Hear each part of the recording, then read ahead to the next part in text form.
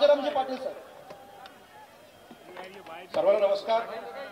माझ्यासमोर छत्रपती शिवाजी महाराजांचा अश्वारूढ पुतळा आहे, परंतु या भागाला छत्रपती शिवाजी महाराज फक्त घोड्यावर बसलेले माहित आहेत, परंतु आम्ही कोकणचे आगरी, कोळी, माळी, भंडारी हे समुद्रामध्ये छत्रपती शिवाजी महाराज हे बोटीतून जहाजातून जगाशी लढत होते.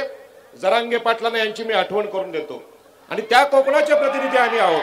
छत्रपती शिवाजी महाराज हे रयतेचे राजे आहेत आणि म्हणून आजच्या या सभेमध्ये सर्व महापुरुषांना वंदन करताना ओबीसीचे नेते आदरणीय छगनरावजी भुजबळ यांना मी धन्यवाद देतो की ओबीसीचा मागासवर्गीयांचा सुद्धा एक राष्ट्रवाद आहे आणि हा आंतरराष्ट्रीय स्तरावर आता लढवला जाईल.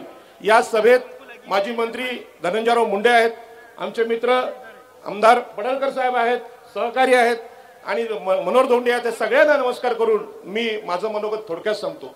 भुजबळ साहेब, कोकणामधून दिबा पाटील साहेबांच्या नामकरणाचं आंदोलन पेटलेलं आहे. आपलं नेतृत्व मोठं आहे, हे नाव सरकार देत नाही याच्याबद्दल सरकारला आपण जाब विचारावा. राहिला प्रश्न हा GR रद्द करण्याचा. आपल्याला कल्पना आहे की आम्ही नेहमीच भूमिका घेतलेली आहे की ओबीसी, SC, ST एवढंच आरक्षण आहे, सामाजिक मागासलेपणातच आरक्षण आहे. जे सामाजिक दृष्ट्या मागासलेले नाहीत, शोषित नाहीत, त्यांना आरक्षण कसले, त्यांचे GR कसले? हा संविधानाशी द्रोह आहे आणि हे ताबडतोब थांबलं पाहिजे. यासाठी संपूर्ण देशभर आंदोलन करावं लागेल, कारण हे सगळं आरक्षण संपवलं जाईल. डॉक्टर बाबासाहेब आंबेडकरांनी सांगितलं होतं मागासवर्गीय कोण. महात्मा ज्योतिबा फुलेंनी सांगितलं पायातून आम्ही शूद्र जन्मलो आणि हे ब्राह्मण, क्षत्रिय, वैश्य धर्माने त्यांना प्रमुख असं स्थान दिलं आणि आम्हाला आमच्यावर गुलामगिरी लादली. या कोकणातला आगरी, कोळी, माळी, भंडारी या ब्राह्मण, क्षत्रिय, वैश्य त्याला आम्ही कुळ कायदा केला आणि कोकणातून या जमीनदारांना हद्दपार केलं.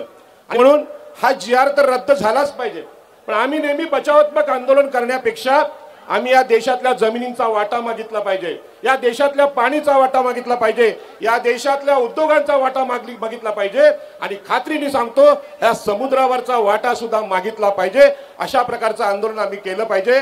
मी आपल्याला विनंती करतो, जिथे जिथे आपले मागासवर्गीय OBC, SC, ST जमीन कसत असतील, वहिवाट करत असतील, तिथल्या अधिकारांचं आंदोलन आम्ही कोकणातले सर्व लोक घेऊन चाललेलो आहोत. आदरणीय भुजबळ साहेबांनी याची घोषणा करावी.